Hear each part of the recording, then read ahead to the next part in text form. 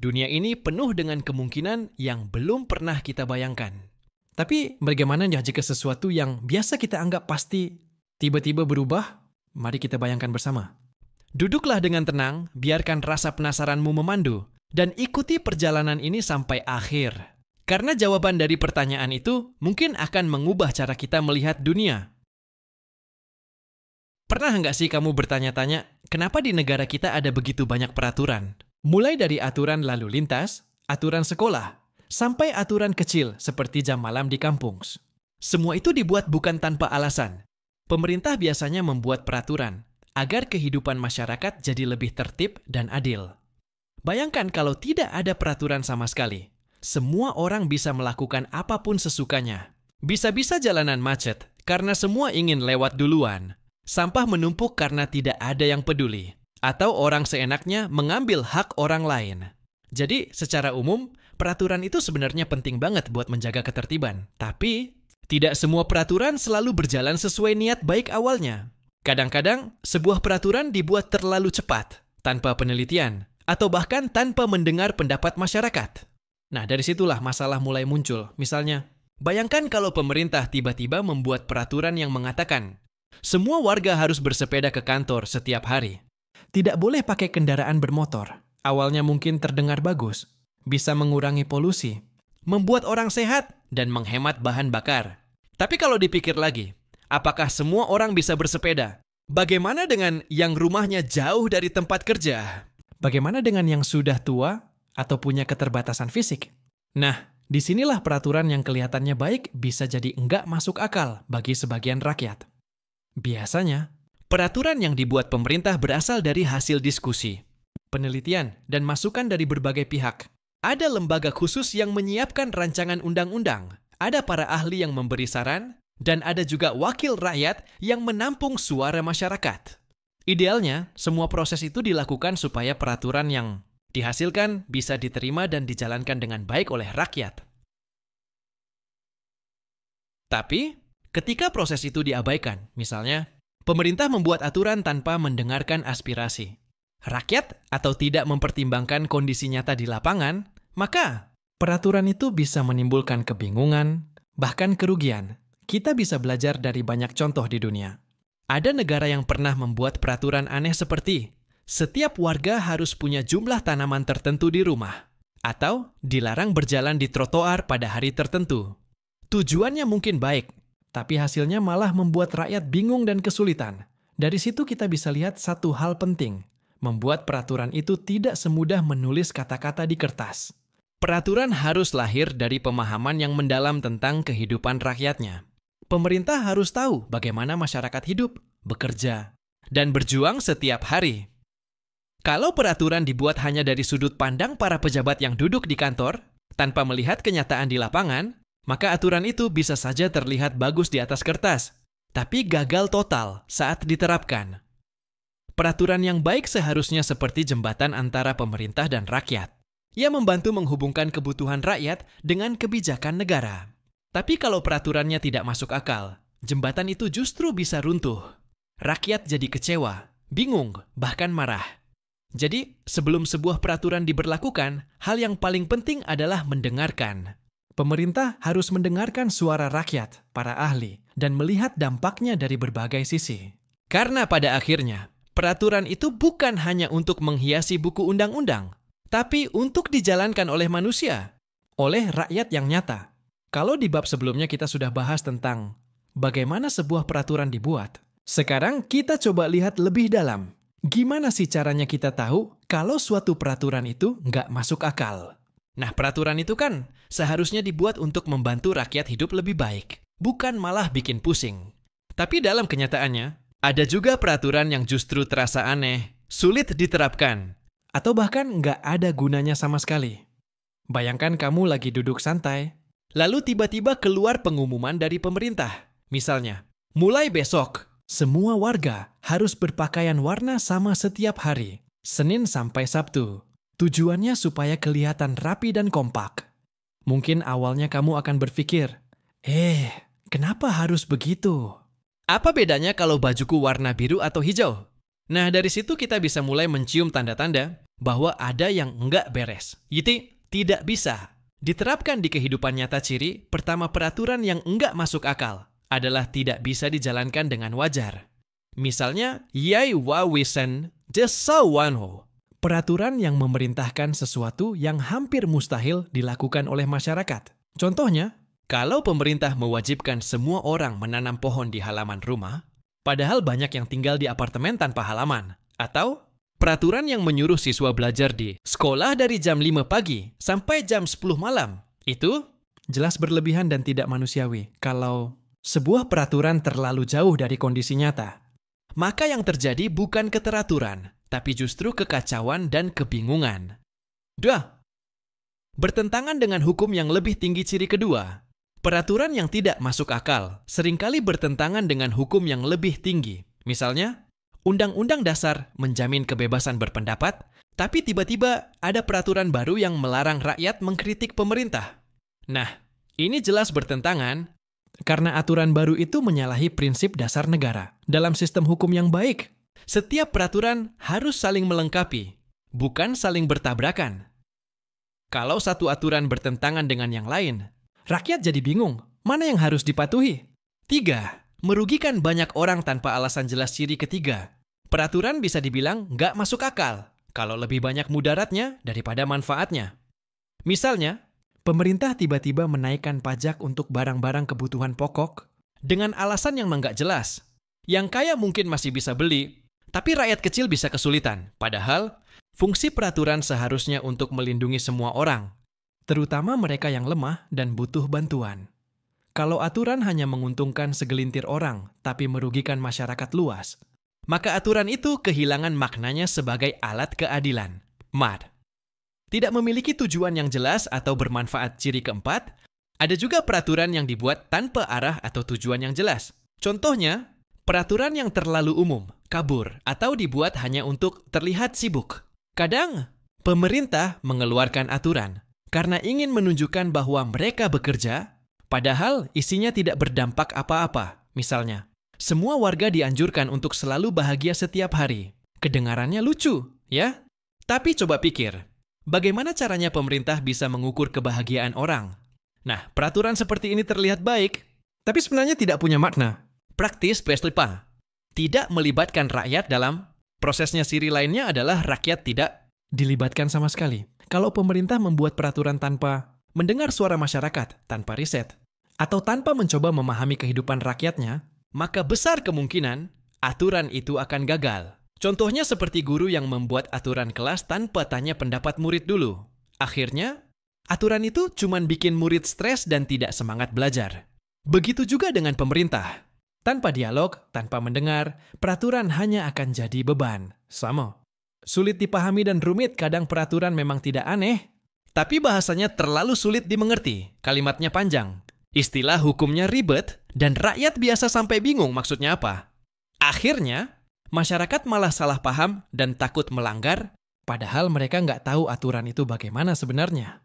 Padahal, peraturan yang baik itu harusnya bisa dipahami oleh semua orang, bukan hanya oleh ahli hukum. Ketika sebuah peraturan baru diumumkan, apalagi kalau peraturan itu terasa aneh atau nggak masuk akal, ya biasanya rakyat langsung punya berbagai reaksi. Ada yang langsung menerima, ya ada yang bingung, ada juga yang kesal atau bahkan marah. Karena pada dasarnya, setiap orang punya cara berbeda dalam menanggapi perubahan. Apalagi kalau perubahan itu datang tiba-tiba dan terasa tidak masuk di akal sehat. Bayangkan suatu hari kamu menyalakan televisi, lalu muncul berita.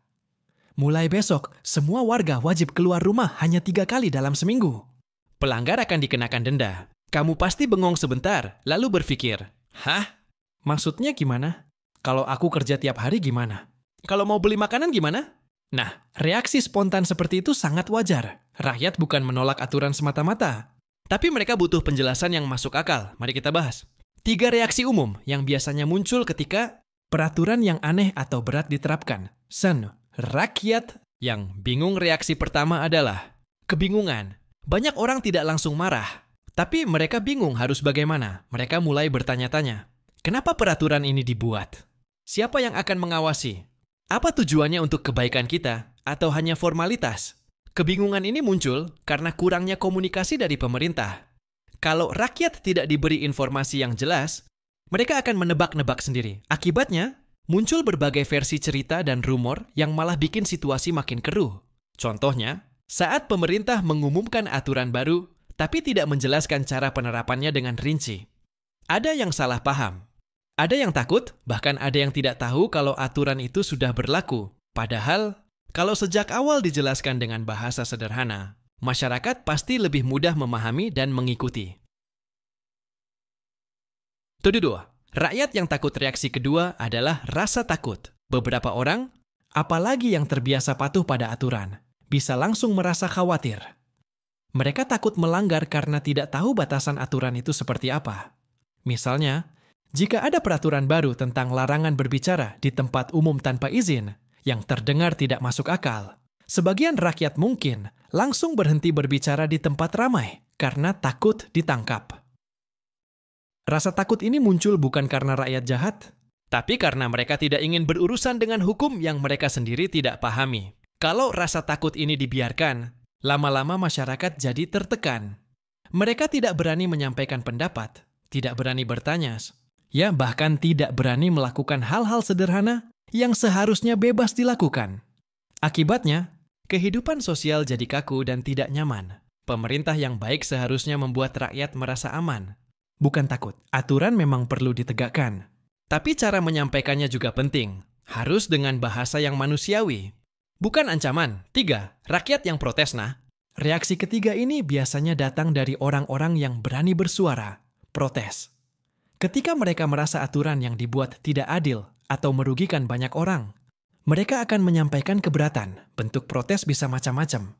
Dari sekadar menulis di media sosial, berdiskusi di warung kopi, sampai melakukan demonstrasi di jalan. Tapi penting untuk diingat, protes bukan berarti rakyat ingin melawan negara.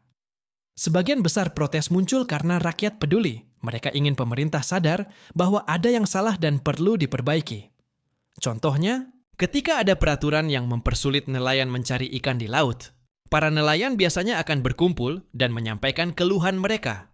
Kalau pemerintah mau mendengar, protes bisa menjadi jalan menuju solusi. Tapi kalau diabaikan atau malah dianggap ancaman, situasi bisa memburuk dan menimbulkan konflik sosial. Protes adalah tanda bahwa rakyat masih punya harapan. Karena kalau mereka sudah diam, itu artinya mereka sudah tidak percaya lagi pada sistem. Dampak dari ketiga reaksi. Itu dari 3 reaksi di atas. Bingung, takut, dan protes. Semuanya punya dampak besar terhadap kehidupan masyarakat. Kalau kebingungan dibiarkan, rakyat akan kehilangan arah. Kalau ketakutan dibiarkan, rakyat akan kehilangan keberanian. Dan kalau protes diabaikan, rakyat akan kehilangan kepercayaan. Maka dari itu, setiap kali pemerintah membuat peraturan baru, seharusnya ada komunikasi 2 arah. Rakyat diberi ruang untuk bertanya dan berpendapat. Sementara pemerintah memberikan penjelasan yang jelas dan terbuka. Dengan begitu, peraturan bisa diterima bukan karena paksaan, tapi karena kesadaran bersama.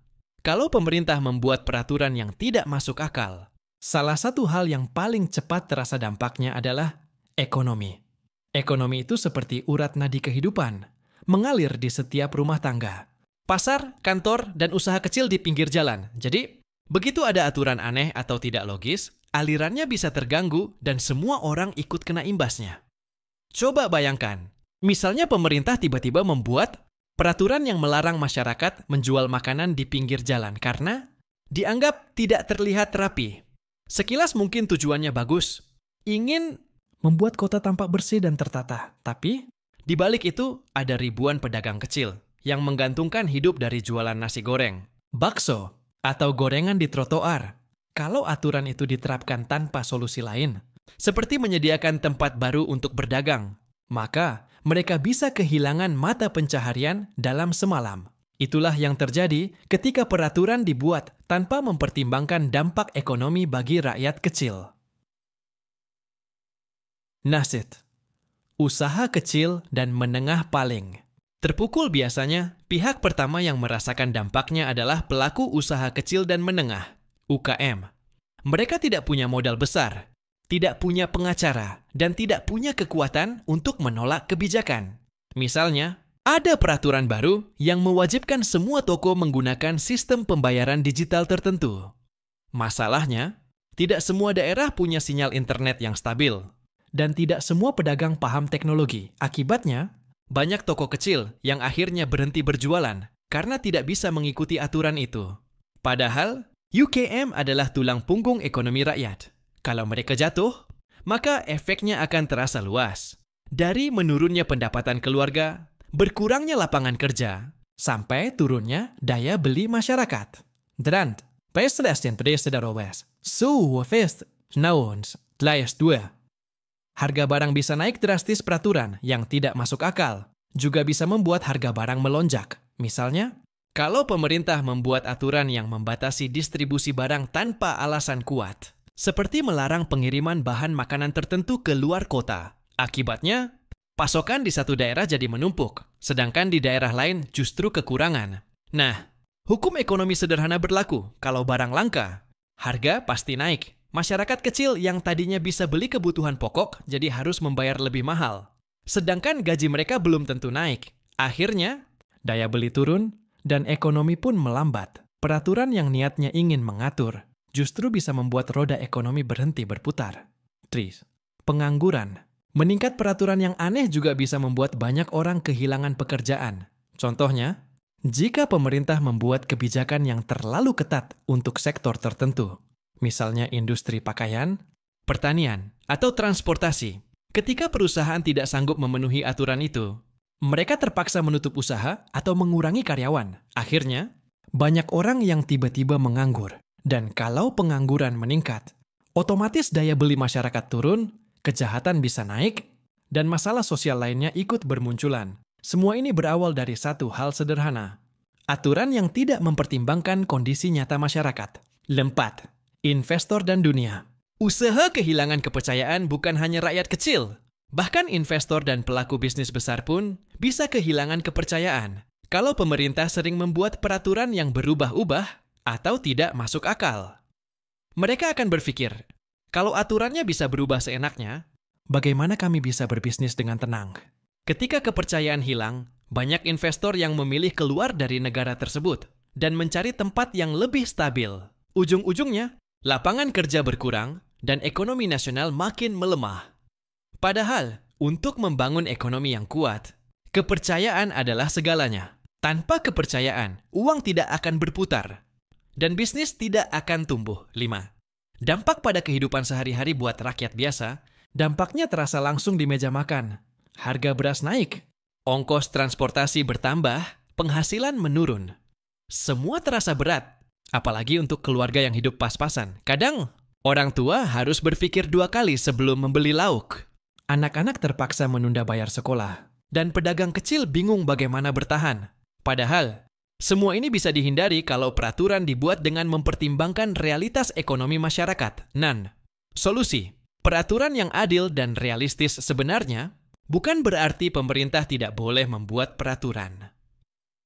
Peraturan tetap dibutuhkan untuk mengatur perdagangan, melindungi konsumen, dan menjaga stabilitas ekonomi. Namun, kuncinya adalah realistis dan manusiawi. Sebelum membuat kebijakan, pemerintah seharusnya melakukan 3 hal penting. Mendengar rakyat kecil. Mereka yang paling tahu kesulitan di lapangan. Konsultasi dengan para ahli.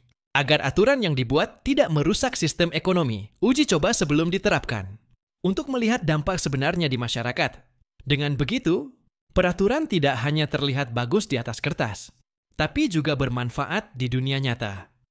Kalau kita bicara soal dampak peraturan yang tidak masuk akal, mungkin banyak orang langsung berpikir tentang ekonomi, pekerjaan, atau harga kebutuhan pokok, tapi ada satu hal penting yang sering terlupakan, yaitu pendidikan. Padahal, pendidikan adalah fondasi dari masa depan sebuah bangsa. Kalau sistem pendidikannya terganggu karena aturan yang aneh atau tidak logis, maka efeknya bisa panjang. Bukan cuma hari ini, tapi juga sampai ke generasi berikutnya. Bayangkan saja, bagaimana jadinya kalau anak-anak tumbuh di bawah sistem pendidikan yang tidak realistis, membingungkan, atau bahkan tidak adil. 1. Aturan yang membebani siswa. Mari kita mulai dari hal yang paling dekat. Siswa. Kadang, pemerintah atau lembaga pendidikan membuat aturan yang niatnya baik. Misalnya ingin meningkatkan kualitas belajar. Tapi kalau caranya tidak dipikirkan dengan matang, hasilnya justru sebaliknya. Contohnya, bayangkan jika pemerintah membuat aturan baru yang mewajibkan semua siswa belajar di sekolah dari jam 6 pagi sampai jam 9 malam. Alasannya mungkin agar siswa jadi lebih pintar. Tapi, apa benar belajar sepanjang hari bisa membuat anak lebih cerdas? Yang ada, mereka malah kelelahan, stres, dan kehilangan semangat. Tubuh capek, pikiran jenuh. Dan waktu untuk bermain, yang sebenarnya juga bagian dari proses belajar, jadi hilang. Peraturan seperti itu jelas tidak masuk akal, karena tidak memperhatikan kondisi manusiawi siswa. Anak-anak bukan robot yang bisa belajar tanpa henti. Mereka butuh waktu untuk beristirahat, bermain, dan berinteraksi dengan keluarga. 2. Guru yang kewalahan. Kalau siswanya kewalahan, guru pun pasti ikut merasakan dampaknya. Bayangkan kalau ada aturan yang mengharuskan guru membuat laporan panjang setiap hari, mengisi data yang rumit, atau menerapkan metode pengajaran baru tanpa pelatihan yang memadai. Tujuannya mungkin ingin membuat sistem lebih rapi. Tapi akibatnya guru malah sibuk dengan administrasi, bukan mengajar. Akhirnya, waktu yang seharusnya dipakai untuk menyiapkan pelajaran atau memperhatikan murid, malah habis untuk urusan kertas dan laporan. Guru jadi lelah, murid pun kehilangan sosok guru yang seharusnya bisa membimbing mereka dengan tenang. Sebuah peraturan pendidikan yang baik seharusnya memudahkan guru, bukan menambah beban yang tidak perlu. Tertekia. Sekolah kehilangan fokus kadang, peraturan aneh juga bisa membuat sekolah kehilangan arah. Misalnya, ketika pemerintah memaksa semua sekolah meniru satu model belajar tertentu, padahal setiap daerah punya kondisi yang berbeda. Sekolah di kota besar dengan fasilitas lengkap tentu bisa mengikuti aturan itu dengan mudah. Tapi bagaimana dengan sekolah di desa yang masih kekurangan guru dan alat belajar? Aturan yang dipukul rata seperti ini bisa membuat ketimpangan makin besar. Sekolah-sekolah di daerah tertinggal akhirnya kesulitan mengikuti standar, sementara sekolah di kota justru makin maju. Hasilnya, ketidakadilan pendidikan semakin nyata. Padahal, seharusnya peraturan dibuat untuk memperkecil kesenjangan, bukan memperlebar jarak. 4. Siswa kehilangan semangat. Belajar kalau peraturan terasa terlalu berat atau tidak masuk akal, semangat belajar bisa turun drastis. Anak-anak mulai merasa bahwa sekolah bukan tempat yang menyenangkan, tapi tempat yang menekan. Misalnya, kalau ada aturan yang terlalu kaku, seperti semua siswa harus selalu mendapat nilai sempurna, atau mereka tidak boleh mengekspresikan pendapatnya di kelas. Siswa jadi takut salah, takut bertanya, dan akhirnya belajar hanya karena takut dihukum, bukan karena ingin tahu. Padahal, inti dari pendidikan adalah menumbuhkan rasa ingin tahu dan keberanian berpikir. Kalau sistemnya membuat siswa takut, maka pendidikan kehilangan maknanya. Ketimpangan pendidikan. Semakin lebar peraturan yang tidak logis juga bisa memperbesar kesenjangan antara sekolah kaya dan sekolah miskin. Misalnya, kalau pemerintah mewajibkan semua sekolah memiliki peralatan canggih tanpa memberikan bantuan dana yang memadai. Sekolah di kota besar mungkin bisa membeli komputer, proyektor, atau jaringan internet cepat. Tapi sekolah di pedesaan, mereka mungkin masih kesulitan beli papan tulis atau buku pelajaran. Akhirnya, sekolah yang kaya semakin maju, sementara yang miskin semakin tertinggal. Inilah akibat dari kebijakan yang dibuat tanpa melihat perbedaan kondisi di lapangan. 6. Orang tua ikut merasa terbebani, bukan hanya siswa dan guru. Orang tua pun ikut terkena imbasnya. Misalnya, ada peraturan yang mengharuskan orang tua membeli seragam atau perlengkapan sekolah baru setiap semester, dengan alasan meningkatkan kerapian. Padahal, tidak semua keluarga punya kemampuan finansial untuk itu. Bagi sebagian orang tua, biaya sekolah saja sudah berat, apalagi kalau ditambah kewajiban baru yang tidak masuk akal. Akhirnya, ada yang terpaksa berutang. Ada pula yang anaknya harus berhenti sekolah karena tidak sanggup mengikuti aturan tersebut. 7. Masa depan generasi bisa terganggu dampak. Paling besar dari peraturan pendidikan yang tidak masuk akal adalah masa depan anak-anak. Kalau sistemnya tidak sehat, anak-anak tumbuh dengan tekanan, rasa takut, dan minim semangat belajar. Mereka jadi generasi yang tidak percaya diri, tidak kritis, dan hanya terbiasa menuruti perintah tanpa berpikir. Bayangkan, Kalau seluruh generasi muda tumbuh seperti itu, bagaimana nasib bangsa di masa depan? Negara yang maju bukan yang punya aturan paling banyak, tapi yang punya sistem pendidikan yang membebaskan pikiran rakyatnya untuk berpikir jernih dan kreatif. Delasamt. Solusi. Pendidikan yang manusiawi untuk memperbaiki keadaan. Pemerintah perlu membuat kebijakan pendidikan yang manusiawi dan fleksibel. Artinya, aturan dibuat dengan mempertimbangkan kemampuan guru, kondisi siswa, dan perbedaan daerah. Beberapa hal yang bisa dilakukan misalnya, memberi ruang bagi sekolah untuk menyesuaikan, sistem belajar sesuai kebutuhan, melibatkan guru dan orang tua dalam merancang kebijakan pendidikan, menguji kebijakan baru sebelum diterapkan secara nasional. Dengan begitu, pendidikan bisa benar-benar menjadi alat untuk memajukan bangsa, bukan sumber stres bagi rakyatnya. Pelajaran dari bab ini. Kita belajar bahwa pendidikan bukan sekadar urusan sekolah dan nilai. Ia adalah pondasi yang menentukan masa depan seluruh bangsa. Karena itu, setiap aturan yang menyangkut pendidikan harus dibuat dengan hati-hati, penuh empati dan logika. Peraturan yang tidak masuk akal bisa menghancurkan semangat belajar jutaan anak, membebani guru, dan menambah ketimpangan sosial. Tapi sebaliknya, peraturan yang bijak dan manusiawi bisa membuka pintu masa depan yang lebih cerah. Dalam kehidupan bernegara, kepercayaan rakyat kepada pemerintah itu ibarat pondasi rumah. Kalau pondasinya kuat, rumah bisa berdiri kokoh meski diterpa angin dan hujan. Tapi kalau pondasinya retak, sekecil apapun guncangan bisa membuat rumah itu roboh. Nah, hal yang sama berlaku pada sebuah negara. Kalau rakyat percaya kepada pemerintahnya, mereka akan lebih mudah diajak bekerja sama, lebih patuh terhadap aturan, dan lebih sabar menghadapi kebijakan sulit. Tapi kalau kepercayaan itu hilang, semua jadi rumit. Setiap kebijakan, sekecil apapun, akan selalu dicurigai dan ditentang.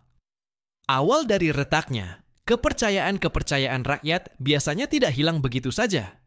Semua berawal dari rasa kecewa. Misalnya, rakyat sudah berusaha patuh terhadap peraturan, membayar pajak tepat waktu, menaati hukum, mengikuti arahan pemerintah. Tapi, yang mereka dapat justru kebijakan yang tidak masuk akal, yang malah menyulitkan hidup mereka. Mungkin awalnya rakyat masih berpikir positif. Mungkin pemerintah sedang mencoba hal baru. Tapi ketika kebijakan aneh itu terus bermunculan tanpa penjelasan yang masuk akal, perlahan-lahan rasa percaya itu mulai luntur. Rakyat mulai bertanya-tanya, apakah pemimpin kita benar-benar tahu apa yang kami alami di lapangan? Apakah mereka masih peduli dengan kami atau hanya memikirkan kepentingannya sendiri? Dan begitu pertanyaan-pertanyaan seperti itu muncul, tandanya hubungan antara rakyat dan pemerintah mulai retak. Kedua, dari kecewa. Jadi tidak peduli kalau kekecewaan dibiarkan terlalu lama, rakyat bisa berubah menjadi tidak peduli. Awalnya, mereka mungkin masih mau protes, menulis kritik, atau menyuarakan pendapat. Tapi kalau suara mereka terus diabaikan, mereka akhirnya berhenti berbicara. Bukan karena setuju, tapi karena sudah merasa percuma. Mereka berpikir, ngapain ngomong kalau nggak didengar juga? Nah, saat rakyat sudah tidak peduli lagi, itu justru lebih berbahaya daripada protes, karena kepercayaan yang hilang bisa membuat masyarakat acuh terhadap negaranya sendiri. Kalau sudah begini, semangat gotong royong memudar, rasa tanggung jawab berkurang, dan masyarakat mulai cuek terhadap aturan. Data negara yang seperti itu perlahan bisa kehilangan arah. Neertulo III. Rakyat mulai tidak percaya pada kebijakan baru. Ketika kepercayaan sudah menurun, rakyat akan sulit percaya pada kebijakan apapun, bahkan yang sebenarnya bagus. Misalnya, suatu hari pemerintah membuat program baru yang benar-benar baik. Misalnya beasiswa pendidikan gratis. Tapi karena sebelumnya mereka sudah sering dikecewakan oleh aturan-aturan yang tidak logis, rakyat malah berpikir, pasti ada maksud lain di balik ini. Inilah akibat dari kebijakan yang tidak konsisten dan tidak rasional. Sekali rakyat kehilangan kepercayaan, butuh waktu lama untuk memperbaikinya. 4. Munculnya ketidakpatuhan ketika rasa percaya hilang. Langkah berikutnya adalah ketidakpatuhan. Rakyat mulai merasa tidak wajib lagi mengikuti aturan, karena mereka menganggap peraturan itu tidak adil atau tidak relevan. Contohnya, jika pemerintah membuat peraturan pajak yang terlalu tinggi dan tidak transparan, Banyak orang akhirnya mencoba menghindar atau tidak membayar pajak sama sekali. Bukan karena mereka tidak mau membantu negara, tapi karena mereka tidak percaya uang itu akan digunakan dengan benar. Akibatnya, sistem pemerintahan bisa terganggu, dan anehnya, semakin banyak rakyat yang tidak patuh, semakin keras pula pemerintah membuat aturan baru yang justru memperparah keadaan. Seperti lingkaran yang tidak ada. Habisnya tuh 5, dampak sosial dan politik hilangnya. Kepercayaan rakyat juga berdampak pada suasana sosial dan politik di negara itu. Masyarakat jadi mudah curiga satu sama lain, muncul perpecahan, bahkan bisa terjadi konflik antar kelompok. Sebagian orang mungkin mulai percaya pada berita palsu atau gosip karena mereka tidak lagi mempercayai informasi resmi dari pemerintah. Media sosial pun jadi penuh dengan kemarahan dan kekecewaan situasi. Seperti ini bisa membuat negara menjadi tidak stabil, ekonomi terganggu, investasi turun, dan hubungan antar warga memburuk. Padahal, semua itu berawal dari satu hal sederhana. Pemerintah yang gagal menjaga kepercayaan rakyat. Sulitnya mengembalikan kepercayaan yang paling berat dari semua ini adalah kepercayaan itu tidak bisa dibeli dan tidak bisa dipaksa. Sekali hilang, butuh waktu lama untuk membangunnya kembali. Pemerintah bisa saja membuat 1000 janji baru, mengeluarkan kebijakan tambahan, atau memberikan bantuan sementara.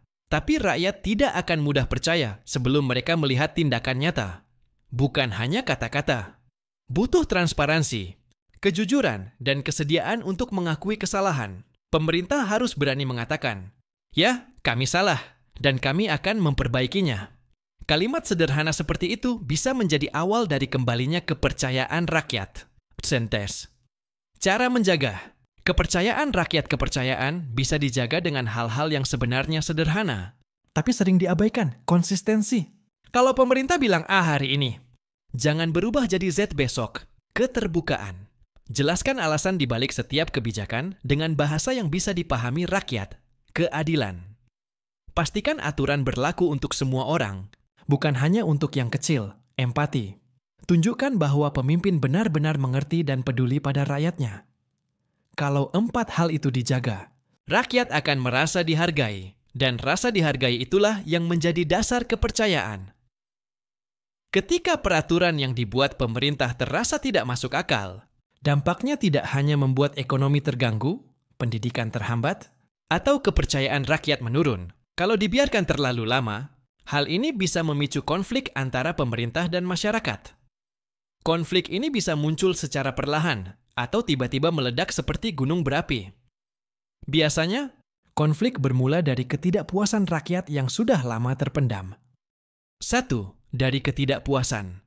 Menjadi protes semua konflik biasanya dimulai dari ketidakpuasan.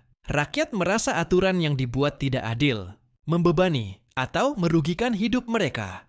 Awalnya mereka mungkin hanya mengomel di warung kopi atau menulis komentar di media sosial. Tapi kalau pemerintah terus mengabaikan suara mereka, ketidakpuasan itu bisa meningkat menjadi protes. Protes sendiri bisa bermacam-macam bentuknya, tulis-menulis dan kampanye online, seperti menandatangani petisi atau membagikan kritik di media sosial, demo atau unjuk rasa, yang biasanya terjadi di kota-kota besar atau kantor pemerintahan. Penolakan peraturan, misalnya pedagang menolak mengikuti aturan baru, atau siswa menolak kebijakan sekolah yang terlalu berat. Protes bukan selalu berarti rakyat ingin melawan pemerintah. Sebaliknya, protes adalah cara rakyat menyuarakan pendapatnya dan memberitahu pemerintah. Ini yang kami rasakan, dengarkan kami. 2. Ketegangan mulai terlihat ketika protes semakin besar dan pemerintah tidak menanggapi dengan bijak. Ketegangan mulai terlihat, misalnya, guru dan siswa menolak kebijakan sekolah yang terlalu menekan. Lalu pemerintah merespons dengan peraturan tambahan yang lebih ketat.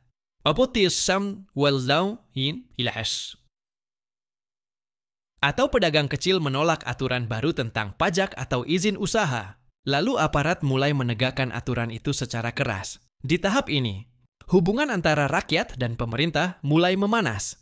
Masyarakat merasa tidak dihargai. Sementara pemerintah merasa aturan harus ditegakkan agar tetap terlihat kuat dan berkuasa. Ketegangan ini bisa terlihat di jalanan, di kantor pemerintahan, bahkan di media sosial. di mana setiap komentar bisa menjadi bahan perdebatan sengit. Windows Studies. Konflik bisa memicu kerusuhan. Kalau ketegangan dibiarkan, konflik bisa memuncak menjadi kerusuhan. Contohnya, ketika aturan pajak atau perizinan usaha terlalu memberatkan, pedagang menolak membayar dan aparat datang untuk menegakkan aturan itu. Kalau tidak ada jalan tengah, situasi bisa berubah menjadi bentrok. Rakyat merasa dipaksa. Pemerintah merasa harus menegakkan hukum. Hasilnya, kerusuhan kecil di pasar, jalan-jalan macet, atau protes yang berakhir dengan bentrokan fisik. Kerusuhan seperti ini sebenarnya bisa dihindari jika sejak awal ada komunikasi yang baik antara rakyat dan pemerintah. AS. Peran media dan opini. Publik di zaman sekarang, media dan internet punya peran besar dalam konflik antara pemerintah dan masyarakat. Sekali berita tentang aturan yang tidak masuk akal tersebar, opini publik bisa cepat terbentuk. Rakyat yang melihat ketidakadilan bisa semakin marah, sementara pemerintah yang tidak menjelaskan dengan jelas bisa dianggap lalai atau tidak peduli. Opini publik ini bisa memperbesar konflik jika tidak dikelola dengan bijak. Makanya, transparansi dan komunikasi terbuka menjadi kunci. Kalau pemerintah bisa menjelaskan alasan dan tujuan peraturan dengan jelas, masyarakat cenderung lebih tenang dan menerima. Kalau tidak, ketegangan terus meningkat dan konflik sulit dihindari. Dampak sosial dari konflik-konflik antara pemerintah dan masyarakat tidak hanya berdampak pada ekonomi atau politik, tapi juga pada kehidupan sosial masyarakat sehari-hari. Orang menjadi saling curiga satu sama lain. Lingkungan jadi tegang, karena setiap orang takut salah bicara. Anak-anak dan generasi muda bisa melihat contoh negatif, bahwa protes selalu berujung bentrokan, bukan dialog. Konflik juga bisa mengurangi rasa kebersamaan dan gotong royong yang sebenarnya menjadi salah satu kekuatan masyarakat. Kalau dibiarkan, masyarakat menjadi lebih terpecah dan susah bersatu menghadapi masalah lain. Cara mengurangi konflik untungnya, konflik bisa diminimalkan jika pemerintah dan rakyat sama-sama mau berusaha. Beberapa cara yang bisa dilakukan antara lain, dialog terbuka. Pemerintah harus mau mendengar keluhan rakyat, bukan menutup telinga. Kompromi. Kadang aturan perlu disesuaikan agar tetap bisa diterapkan, tapi tidak memberatkan rakyat. Transparansi. Jelaskan alasan, tujuan, dan manfaat aturan dengan bahasa sederhana. Evaluasi berkala. Peraturan yang sudah berjalan harus dievaluasi. Dan kalau ternyata merugikan, harus segera diperbaiki. Kalau langkah-langkah ini dilakukan, konflik bisa diredam, dan hubungan antara pemerintah dan masyarakat tetap harmonis. Salah satu hal penting yang bisa membantu masyarakat menghadapi peraturan yang tidak masuk akal adalah media dan pendidikan. Keduanya seperti kaca pembesar dan kompas. Media bisa memperlihatkan apa yang terjadi, sedangkan pendidikan bisa membantu kita menilai apakah sesuatu itu benar atau salah. Tanpa keduanya, rakyat mudah bingung, mudah percaya gosip, dan sulit menilai kebijakan yang dibuat pemerintah. Media sebagai sumber. Informasi dan kritik media punya peran besar dalam membentuk opini dan memberikan informasi yang akurat. Kalau ada peraturan baru yang aneh atau memberatkan, media bisa menjelaskan isi aturan dengan bahasa yang sederhana agar semua orang mengerti, memberitakan pro dan kontra dari berbagai sudut pandang, memberikan contoh nyata bagaimana aturan itu mempengaruhi kehidupan sehari-hari rakyat. Contohnya, jika pemerintah membuat peraturan baru tentang larangan berdagang di pinggir jalan, media bisa melaporkan bagaimana pedagang kecil terdampak, sehingga masyarakat bisa memahami situasi secara utuh. Media yang kritis tapi bertanggung jawab bisa menjadi jembatan antara pemerintah dan rakyat, sehingga konflik bisa diminimalkan. Tapi, kalau media menyebarkan berita tanpa cek fakta, atau terlalu menekankan opini negatif, masyarakat bisa bingung dan situasi malah menjadi tegang. Makanya, integritas media sangat penting. Pendidikan membentuk pikiran kritis selain media. Pendidikan punya peran yang tidak kalah penting. Pendidikan tidak hanya mengajarkan matematika, bahasa atau sejarah, tapi juga cara berpikir kritis. Dengan kemampuan berpikir kritis, seseorang bisa menilai apakah sebuah peraturan masuk akal atau tidak. Apakah peraturan itu adil bagi semua orang? Bagaimana dampaknya terhadap kehidupan sehari-hari? Misalnya, seorang siswa yang belajar berpikir kritis tidak akan langsung mengikuti gosip atau rumor. Dia akan bertanya, apakah benar aturan ini akan merugikan rakyat? Apakah ada bukti atau data yang mendukung aturan ini? Dengan begitu, pendidikan membantu masyarakat tidak mudah terpengaruh dan membuat debat atau kritik menjadi lebih sehat. 3. Media dan pendidikan bekerja bersama media dan pendidikan. Sebenarnya bisa bekerja bersinergi. Contohnya, media melaporkan dampak peraturan secara objektif.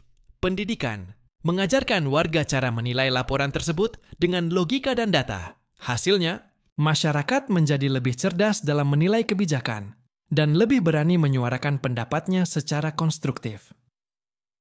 Kalau kedua hal ini berjalan baik, masyarakat bisa menjadi partner pemerintah, bukan hanya penonton atau korban dari kebijakan yang salah. 4. Dampak positif kritik yang sehat. Kalau media dan pendidikan berfungsi dengan baik, kritik rakyat bisa jadi sesuatu yang membangun, bukan merusak. Beberapa dampak positifnya, pemerintah bisa tahu mana kebijakan yang sukses dan mana yang perlu diperbaiki. Rakyat merasa didengar, sehingga kepercayaan terhadap pemerintah tetap terjaga. Konflik bisa dicegah karena ada komunikasi dua arah. Kebijakan menjadi lebih realistis dan manusiawi, karena disesuaikan dengan kondisi nyata masyarakat. Dengan kata lain, kritik yang sehat sebenarnya membantu negara tumbuh lebih baik, bukan mengganggu. 5. Contoh nyata di kehidupan. Sehari-hari bayangkan, ada peraturan yang mewajibkan semua sekolah menggunakan buku elektronik baru. Kalau media menulis berita tentang tantangan sekolah di desa yang tidak punya internet, dan pendidikan mengajarkan siswa dan masyarakat cara menilai berita itu, maka masyarakat akan memahami kesulitan sekolah. Mereka bisa menyampaikan masukan kepada pemerintah secara logis. Pemerintah bisa menyesuaikan kebijakan atau memberikan bantuan yang dibutuhkan. Hasilnya, aturan yang awalnya terasa memberatkan bisa menjadi lebih manusiawi dan efektif. Setelah kita membahas bagaimana peraturan yang tidak masuk akal bisa memengaruhi ekonomi, pendidikan, dan kepercayaan rakyat, sekarang kita masuk ke bagian yang lebih positif. Bagaimana jalan menuju perubahan? Perubahan itu mungkin terdengar sulit atau bahkan mustahil. Tapi sebenarnya selalu ada cara untuk memperbaiki keadaan, asalkan pemerintah dan rakyat sama-sama mau bekerja sama. Cool. Menyadari masalah adalah langkah. Langkah pertama menuju perubahan adalah menyadari bahwa ada masalah. Pemerintah harus berani mengakui bahwa tidak semua peraturan yang dibuat berjalan dengan baik. Rakyat pun harus berani mengungkapkan pendapat mereka tanpa takut, tapi tetap dengan cara yang sopan dan konstruktif. Contohnya, jika ada aturan yang memberatkan pedagang kecil, pemerintah harus melihat data dan mendengar cerita pedagang secara langsung. Kalau rakyat merasa didengar, mereka lebih siap untuk bekerja sama. Menyadari masalah ini seperti membuka pintu pertama. Tanpa kesadaran, tidak ada jalan menuju perbaikan. 2. Dialog terbuka antara pemerintah dan rakyat setelah menyadari masalah. Langkah berikutnya adalah dialog terbuka. Dialog ini penting karena pemerintah bisa menjelaskan tujuan peraturan, rakyat bisa menyampaikan kesulitan atau kritik yang mereka alami. Kedua, pihak bisa mencari solusi bersama. Dialog ini bisa dilakukan lewat rapat, pertemuan desa, forum komunitas, atau bahkan melalui media sosial dengan cara yang benar. Yang penting, dialog bukan sekadar mendengar, tapi tidak menanggapi. Harus ada kesediaan untuk mendengar, mempertimbangkan, dan menyesuaikan kebijakan bila perlu. 3. Evaluasi peraturan setelah dialog. Hal penting berikutnya adalah evaluasi peraturan. Evaluasi ini berarti memeriksa apakah aturan itu bisa diterapkan di lapangan, tidak memberatkan rakyat sesuai tujuan awal, dan adil bagi semua pihak. Kalau evaluasi menunjukkan bahwa peraturan kurang tepat, maka pemerintah bisa memperbaiki atau menyesuaikannya. Misalnya, jika pemerintah membuat peraturan tentang batas jam kerja pedagang dan ternyata memberatkan mereka, bisa dicari solusi kompromi agar pedagang tetap bisa bekerja tapi tujuan aturan tetap tercapai. 4. Partisipasi. Aktif rakyat perubahan tidak bisa hanya datang dari pemerintah. Rakyat juga harus aktif berpartisipasi. Partisipasi bisa berupa memberikan masukan secara sopan, mengikuti forum atau pertemuan publik, mengkritisi kebijakan secara logis melalui media dan tulisan, membantu menyebarkan informasi yang benar, agar masyarakat lain juga paham. Kalau rakyat pasif, perubahan akan sulit terjadi. Tapi kalau rakyat aktif dan pemerintah mau mendengar, maka perubahan bisa berlangsung lebih cepat dan tepat sasaran. Wiersmisi, membangun sistem umpan balik salah satu. Cara agar perubahan berkelanjutan adalah membangun sistem umpan balik. Umpan balik artinya rakyat bisa terus menyampaikan pengalaman mereka terhadap aturan yang diterapkan, dan pemerintah bisa terus mengevaluasi dan menyesuaikan kebijakan. Misalnya, aplikasi pengaduan yang mudah diakses, forum online yang transparan, survei berkala untuk mengetahui dampak peraturan, diskusi komunitas atau pertemuan rutin. Dengan sistem ini, pemerintah tidak membuat aturan secara asal, dan rakyat merasa dihargai karena suara mereka didengar. Lasekin, pendidikan dan kesadaran sebagai fondasi. Perubahan yang berhasil juga membutuhkan pendidikan dan kesadaran masyarakat. Kalau rakyat paham hak dan kewajiban mereka, tahu cara menilai peraturan, dan bisa berpikir kritis, maka mereka bisa membantu pemerintah membuat kebijakan lebih baik. Begitu pula, pemerintah yang teredukasi tentang kondisi nyata masyarakat akan lebih bijak dalam membuat aturan. Dengan kata lain, perubahan terbaik terjadi ketika kedua pihak belajar dan bekerja sama. Setuju. Kesabaran dan konsistensi perubahan tidak terjadi dalam semalam. Kadang rakyat harus bersabar, dan pemerintah harus konsisten dalam memperbaiki kebijakan. Tidak semua peraturan bisa sempurna langsung, tapi dengan kesabaran, evaluasi, dan kerjasama, perubahan akan terasa. Yang penting adalah komitmen bersama untuk membuat aturan yang masuk akal, adil, dan bermanfaat. Lot 8. Contoh perubahan positif. Bayangkan sebuah kota kecil. Dulu ada aturan aneh yang melarang pedagang berjualan di pinggir jalan, sehingga banyak keluarga kehilangan penghasilan. Setelah dialog, pemerintah menyesuaikan aturan dan menyediakan area khusus untuk pedagang dengan fasilitas sederhana. Rakyat merasa dihargai. Pedagang tetap bisa bekerja, dan kota pun lebih tertata. Itu contoh kecil, tapi menunjukkan bahwa perubahan yang baik bisa terjadi bila ada komunikasi, kesadaran, dan kerjasama. Setelah melalui perjalanan panjang dari bab 1 sampai bab 9, kita akhirnya sampai di bagian terakhir, kesimpulan dan pesan untuk masa depan. Bab ini bukan sekadar menutup cerita, tapi juga ingin memberikan gambaran bagaimana rakyat dan pemerintah bisa hidup bersama dalam harmoni, meski kadang ada aturan yang tidak masuk akal. Ringkasan perjalanan selama beberapa bab sebelumnya. Kita sudah melihat bagaimana sebuah peraturan dibuat, dan bagaimana peraturan yang tidak masuk akal bisa muncul. Dampak awal pada rakyat, mulai dari bingung, takut, hingga protes. Dampak nyata terhadap ekonomi, pendidikan, dan kepercayaan rakyat. Bagaimana ketidakpercayaan bisa menimbulkan konflik. Dan pentingnya media serta pendidikan dalam membantu rakyat menilai kebijakan secara kritis. Jalan menuju perubahan yang melibatkan dialog, evaluasi, partisipasi rakyat, dan kesabaran. Kalau kita lihat keseluruhan, ada satu pesan penting. Aturan yang baik tidak hanya tercipta di atas kertas, tapi harus bisa diterapkan, adil, dan bermanfaat bagi rakyat. 2. Pelajaran penting bagi pemerintah untuk pemerintah. Bab ini mengajarkan beberapa hal penting. Dengar rakyat, jangan membuat peraturan tanpa memahami kehidupan sehari-hari. Rakyat tuh transparan, jelaskan maksud dan tujuan aturan. Dengan bahasa yang mudah dimengerti, evaluasi, dan perbaiki. Tidak ada salahnya mengubah aturan kalau ternyata tidak efektif atau merugikan. Rakyat keadilan diutamakan. Pastikan aturan berlaku sama untuk semua orang, bukan hanya segelintir pihak. Bangun kepercayaan. Karena sekali hilang, kepercayaan rakyat sulit didapat kembali. Singkatnya, pemerintah yang baik bukan hanya membuat aturan, tapi juga mendengarkan, memahami, dan bekerja sama dengan rakyat. Terangnya, pelajaran penting bagi rakyat untuk rakyat. Ada juga pelajaran berharga. Berpikir kritis, jangan langsung menerima atau menolak aturan, tapi pahami dulu maksud dan dampaknya. Suara yang konstruktif.